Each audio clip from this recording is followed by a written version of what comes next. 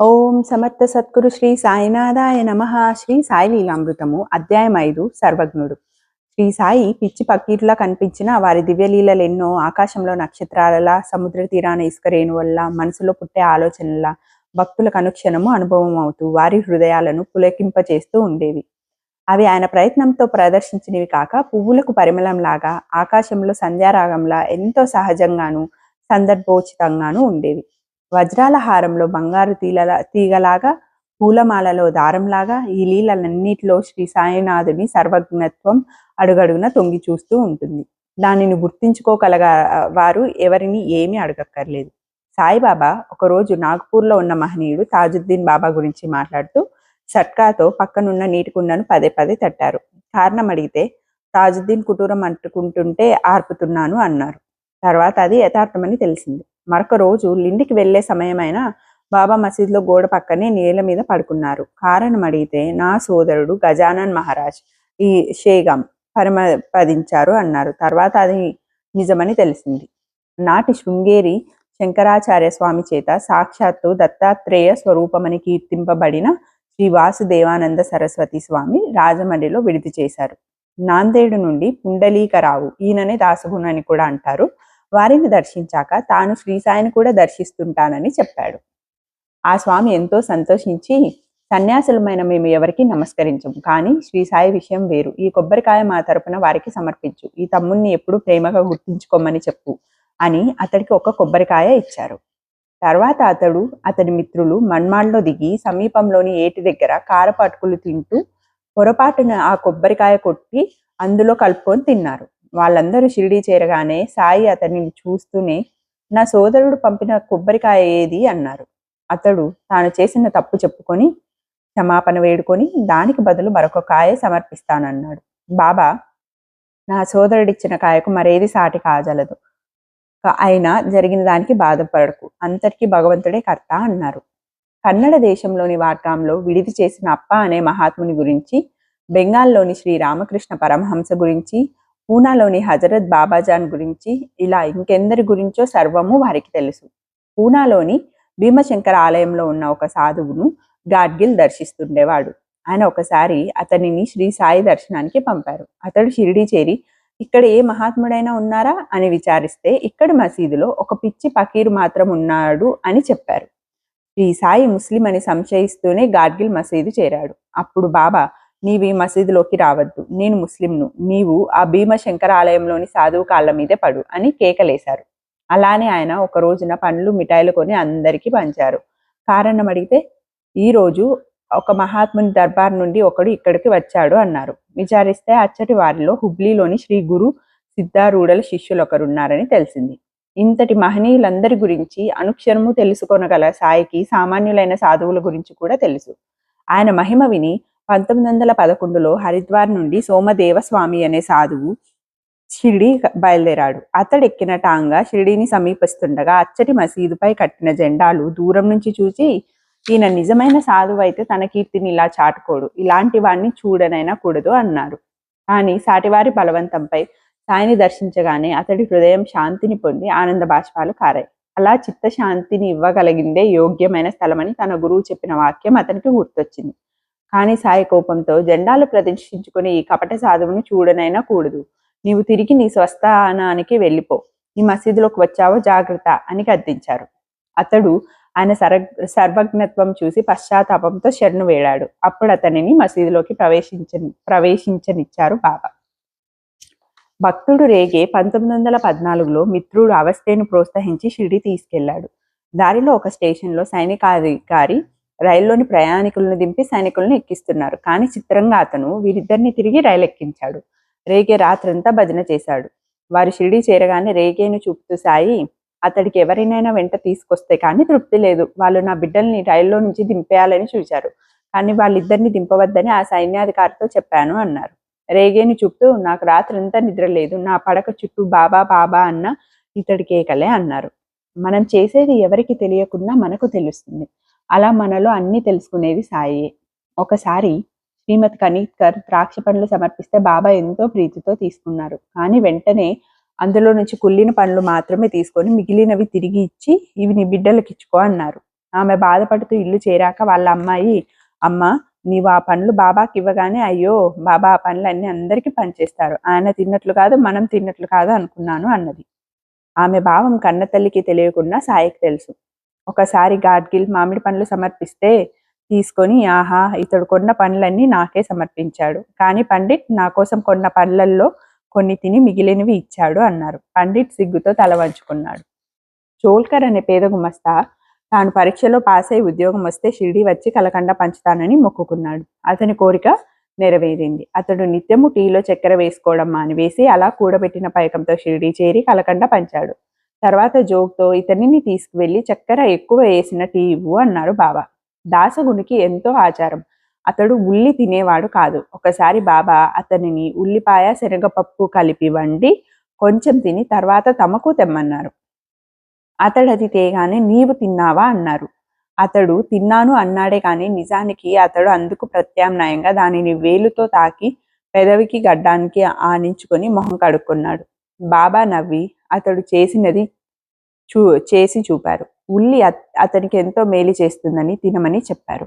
ఒకసారి దీక్షిత్ మసీదు రాగానే బాబా నీవు తాంబూలం ఇవ్వలేదు అని అడిగి తీసుకున్నారు. గదిలో తాను పూజ చేసినప్పుడు తాంబూలం అర్పించడం మర్చానని అతనికి అప్పుడు గుర్తొచ్చింది. బిక్కుబాయి తెచ్చిన పూలమాల నివేదన బాబా స్వీకరించలేదు. అవి స్వీకరించమని బతిమాలిన భక్తులతో ఆయన, ఈమె గోదావరి వద్ద శోకంతో నన్ను నిందించింది, అలా తెచ్చినవి నాకొద్దు అన్నారు. ఆమె పంతంగా మాల వేయబోతే అది 3 ముక్కలై కింద పడింది. నిజమే, సాయి తన స్నేహితురాలైన రాధాకృష్ణ అయి ప్రాణం కాపాడలేదని ఆమె కోపర్గాంలోని గోదావరి వద్ద సాయిని నిందించి శోకించి తర్వాత ఆ మాల నివేదన తీసుకుని షిరిడి వచ్చింది. అలానే ఒక లాయర్ వచ్చి నమస్కరించగానే సాయి, కొందరింత దొంగలో పాదాల మీద పడి దక్షిణ సమర్పిస్తారు, వీపు వెనుక వాళ్లే విమర్శిస్తారు అన్నారు. పండరిపురంలో ఒక పెద్ద మనిషి తన జబ్బు తగ్గించమని సాయిని ఆశ్రయించడం మూఢనమ్మకమని విమర్శించాడా లాయరు. సదాశివుకు ఉదయం 9 గంటలకే భోజనం చేయడం అలవాటు కనుక ఆ రోజు 11 గంటలు కావడంతో అతనికి ఎంతో ఆకలిగా ఉంది. కానీ అతడు బిడియంతో మసీదులోనే కూర్చుండిపోయాడు. ఇంతలో ఒక భక్తుడు వచ్చి బాబాకు పాలకోవా సమర్పించాడు. సాయి దానిని ఆత్రంగా అందుకొని సదాశివుకు ఒక బిల్ల విసిరారు. అతడు దానిని ప్రసాదంగా ఇంటికి తీసుకెళ్దాం అనుకున్నాడు. అది నీకు ఇచ్చింది చేతిలో పట్టుకోవడానికి కాదు అన్నారు బాబా. అది తిన్నాక అతనికి మరో బిల్ల విసిరారు. అతడు అది ఇంటికి ప్రసాదంగా ఉంచుకోగానే మరలా సాయి అలానే అన్నారు. అది కూడా తినగానే అతనికి ఆకలి తీరింది. ఒకసారి హరిబాబు తన తల్లికి చెప్పకుండా రామేశ్వరం బయలుదేరి దారిలో షిరిడి వచ్చాడు. సాయి అతని వద్ద నున్న డబ్బంతా దక్షిణగా తీసుకొని ఇంటికి వెళ్ళు, రామేశ్వరం నీ కోసం వస్తుంది, నీవు వెళ్ళకుంటే మరణిస్తుంది అన్నారు. అతడి ఇల్లు చేరేసరికి అతని తల్లి నిరాహారి అయి, బాబా నీవు మహాత్ముడివైతే నా బిడ్డ తిరిగి రావాలి అని రోజు ప్రార్థిస్తున్నదని తెలిసింది.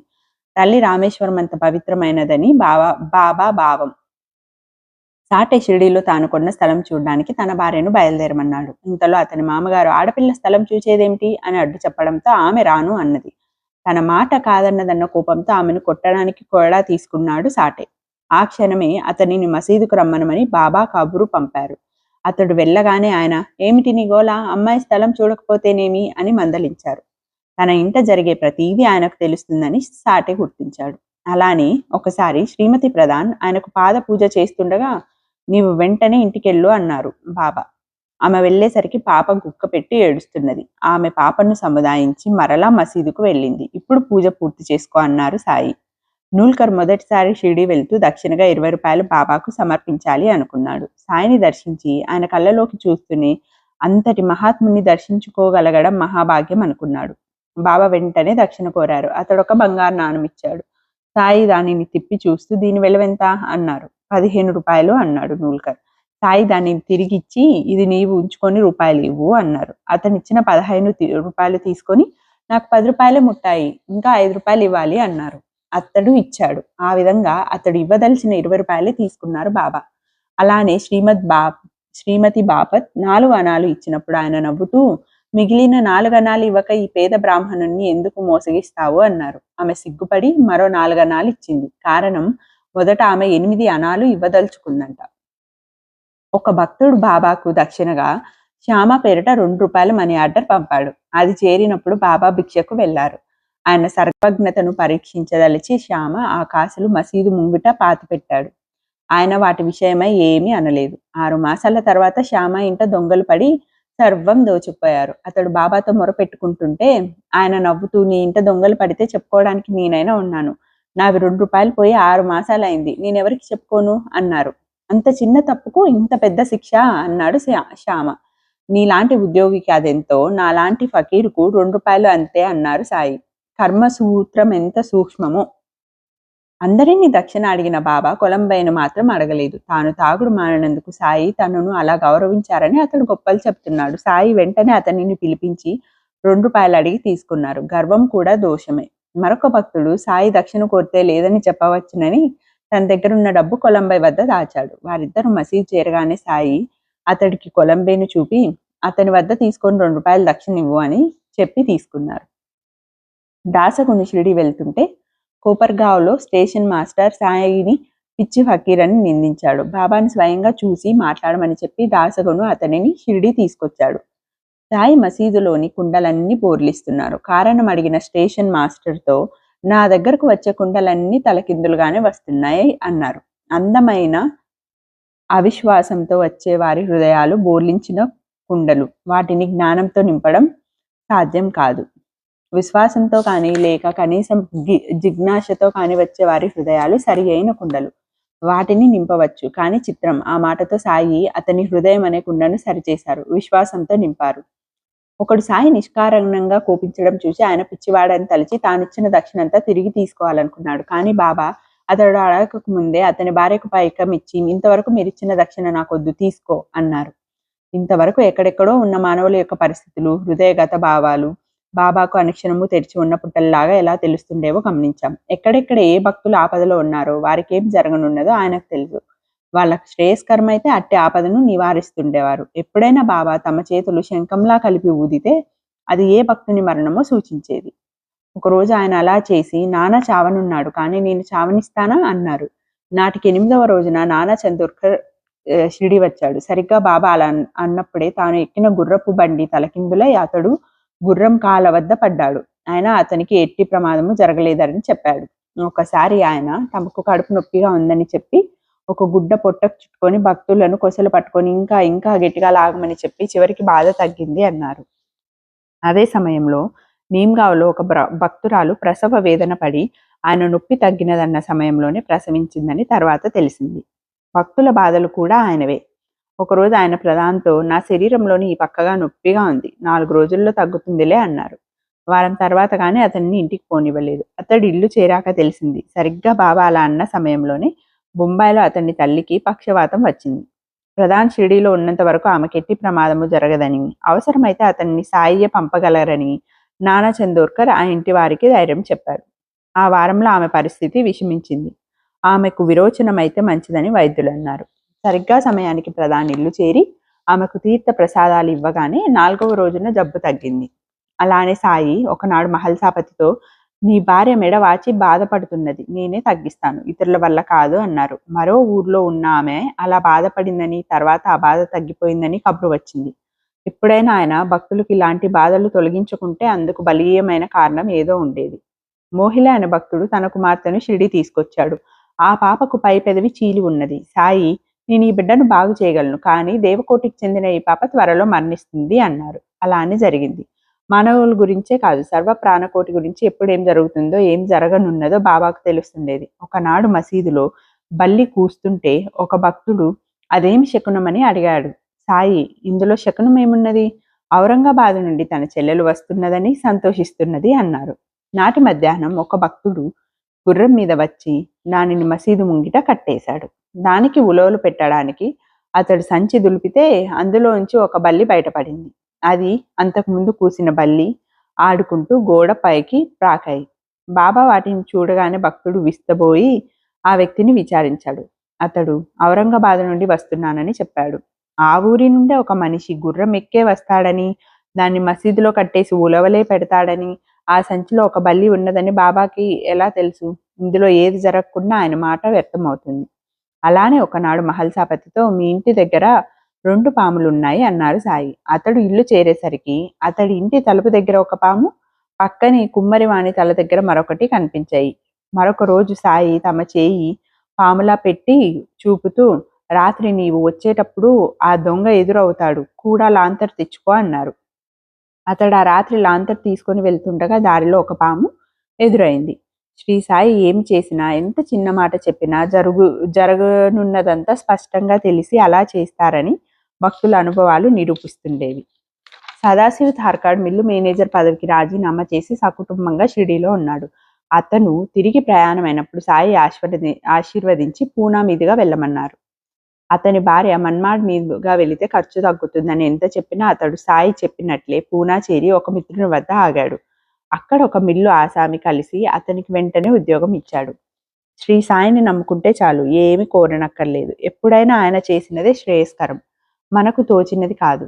ఒక తల్లి తన కొడుకు నార్కేకు స్థిరమైన ఉద్యోగం లేదని బాధపడుతుండేది. ఒకరోజు బాబా ఆమెతో, నీ బిడ్డను పూనాలో స్థిరపరుస్తాను అన్నారు. అలానే అతనికి 1917లో పూనాలో స్థిరమైన ఉద్యోగం వచ్చింది. తర్వాత అతనితో ఒక రోజున, నీ మామ బూటి ఇక్కడ ఒక ఆలయం కడతాడు, నీవు దానికి ధర్మకర్తవు అవుతావు అన్నారు బాబా. అలానే బూటి 1918లో నేటి సమాధి మందిరం కట్టించాడు. తర్వాత దానికి నార్కే ధర్మకర్త అయ్యాడు.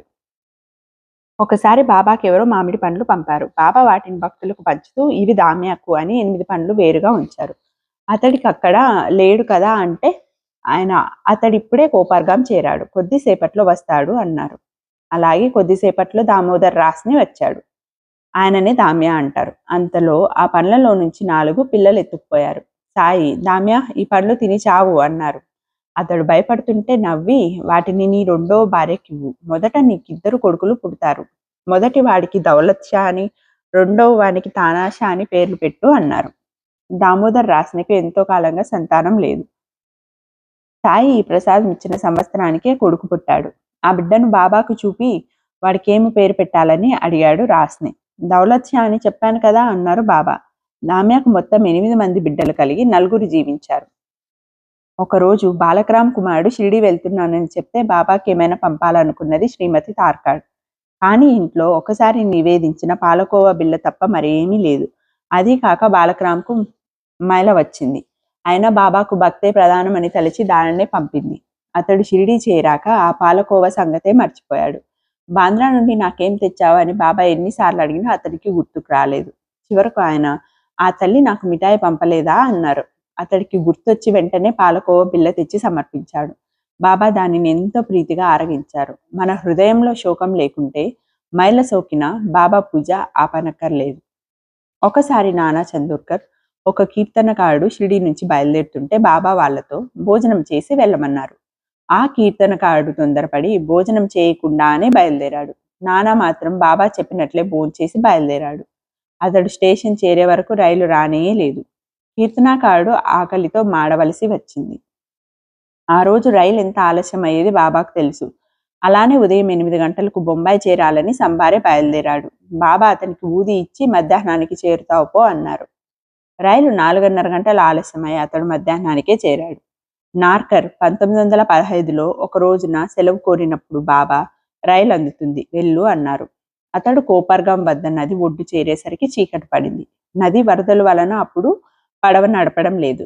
బాబా మాట వ్యర్థం ఎలా అవుతుందా అనుకుంటూ ఉండగా ఒక మమల్తాదారు అక్కడికి వచ్చాడు. అతడి కోసం ప్రత్యేకంగా వచ్చిన పడవలో నార్కర్ కూడా నది దాటి రైలు అందుకున్నాడు. కాక మహాజని షిరిడీలో 1 వారం ఉండాలని వచ్చాడు. అతనిని చూస్తూనే బాబా, నీవింటికి ఎప్పుడు వెళ్తావు అన్నారు. మీరు చెప్పినప్పుడు అన్నాడు కాక. అయితే రేపే వెళ్ళు అన్నారు సాయి. అతడు మర్నాడు బొంబాయి చేరేసరికి ఆఫీస్లో పై అధికారికి జబ్బు చేసి ఆ రోజు కాక తప్పక ఆఫీస్కి పోవాల్సి ఉన్నది. దూమల అనుభవం ఇంకొకలా ఉన్నది. అతడు మరి రోజు నీఫాడ్ కోర్టులో హాజరు కావాల్సి ఉన్నది. అతడు దారిలో బాబాను దర్శిస్తే ఆయన అతన్ని వారం రోజులు నిలిపేశారు. తర్వాత అతడు నీఫాడ్ చేరేసరికి జడ్జికి జబ్బు చేయడం వలన విచారణ ఆ రోజుకి వాయిదా పడిందని తెలిసింది. జోగ్ వద్ద ఒక వ్యక్తి 1400 అప్పు తీసుకొని నోటు గడువు తీరిపోతున్న అప్పు తీర్చలేదు. ఒకరోజు జోగ్ అతని వద్దకని బయలుదేరుతుంటే బాబా నవ్వి, నీ డబ్బు ఎక్కడికి పోదు, ప్రశాంతంగా కూర్చో, అదే వస్తుంది అన్నారు. జోగ్ కోపంతో, నేను వెళ్తేనే ఇవ్వనివాడు దావా వేయకుంటే ఎలా ఇస్తాడు, అది రాకుంటే నేను ఇక్కడ ఎలా బతకాలి, మీ సేవ ఎలా చేయాలి అన్నాడు. బాబా సెలవు ఇయ్యకపోయేసరికి అతడు ఆశ వదులుకున్నాడు. నోటు గడువు తీరిపోయింది. కానీ తర్వాత ఆ వ్యక్తి వచ్చి 1400 ఇవ్వపోయాడు. కానీ జోగ్ వడ్డీ కూడా ఇస్తేనే ఆ పైకం ముట్టనని పట్టాడు. కానీ వడ్డీ లేకుండానే తీసుకోమని సాయి చెప్పినందువల్ల అతడు ఆ పైకం తీసుకొని ఆయనకే అర్పించాడు. సాయి కొద్ది మాత్రమే తీసుకొని మిగిలినది అతనికే ఇచ్చారు. వేరు గతి లేకుంటే తప్ప వడ్డీ తీసుకోవడం మహాపాపమని, ఆచరించిన ధర్మమంతా వ్యర్థమైపోతుందని ఋషులు చెప్పారు. మన ప్రవృత్తిని బట్టే బాబా లీలలు అనుభవం అవుతాయి. బాబాపై ఎట్టి విశ్వాసం లేకుండా ఆయన పరీక్ష చేయడానికి వచ్చిన హరికనోబా తన కొత్త చెప్పులు మసీదు ముందు విడిచి అవి కనిపించేలా లోపల కూర్చున్నాడు. దురాభిమానంతో అతడు సాయి చెంతను కూడా తన తలపైనున్న జరీ తలపాగాను తీయలేదు. అతడు బయటకు వచ్చేసరికి చెప్పులు లేవు. అతడు భోజనం చేసి విచారంగా బసకు చేరాక ఒక పిల్లవాడు ఆ చెప్పుల జత తన కర్రకు తగిలించుకొని హరికా బేటా జరీకా ఫేటా, హరి అనేవాడి కొడుకు జరీ తలపాగా కలవాడు ఎవరు అని కేకలేస్తూ వేస్తున్నాడు. అతన్ని పిలిచి విచారించగా సాయి అతనికి ఆ చెప్పులు ఇచ్చి ఆ విధంగా విచారించి వాటిని ఆసామికి ఇవ్వమన్నారని చెప్పారని తెలిసింది. సాయికి తమ పుట్టు పూర్వోత్తరాలు కూడా తెలిసిందని హరికనోబా గుర్తించాడు. అంతటి మహనీయుని ఎప్పుడు గుర్తించుకోవడానికి ఆయన పటం దగ్గర ఉంచుకోవడం సమంజసమే. కానీ అది మాత్రమే చాలదు. ఒకరోజు కొందరు యువకులు బాబాను ఫోటో తీసుకుంటామని శ్యామాను అడిగారు. బాబా లెండి నుంచి వచ్చేటప్పుడు సాటేవాడే వద్ద నిలుపుతానని, అప్పుడు ఫోటో తీసుకోమని వాళ్లతో శ్యామ చాటుగా చెప్పారు. తర్వాత లెండి నుంచి తిరిగి వస్తూ, శ్యామ ఏమిటి నీ గోలా, ఫోటో తీయవద్దని పిల్లలకు చెప్పు, అడ్డుగోడ కూలదోస్తే అదే చాలు అని గబగబా వెళ్ళిపోయారు ఆ యువకులు. ఏ మధ్యవర్తిని ఆశ్రయించక బాబానే ఆశ్రయిస్తే పని జరిగేదేమో. రాగద్వేషాలు విడిచి అందరిలోనూ బాబా ఉన్నారని గుర్తించుకోవడమే అడ్డుగోడలు తొలగించుకోవడం అంటే. మరొక రోజున తమను దర్శించ వచ్చిన ఒక భక్తుని అడిగి మరీ ఫోటో తీయించుకున్నారు బాబా. అందరూ ఆశ్చర్యపోతుంటే అతడు ఇలా చెప్పాడు, నేను షిరిడి వస్తుంటే ఎలాగైనా సాయిని ఫోటో తీయమని నా మిత్రుడు జోషి కెమెరా ఇచ్చాడు. ఓం సమర్థ సద్గురు సాయినాథ్ మహారాజ్ కీ జై. ఇంతటితో అధ్యాయం 5 పూర్తయినది.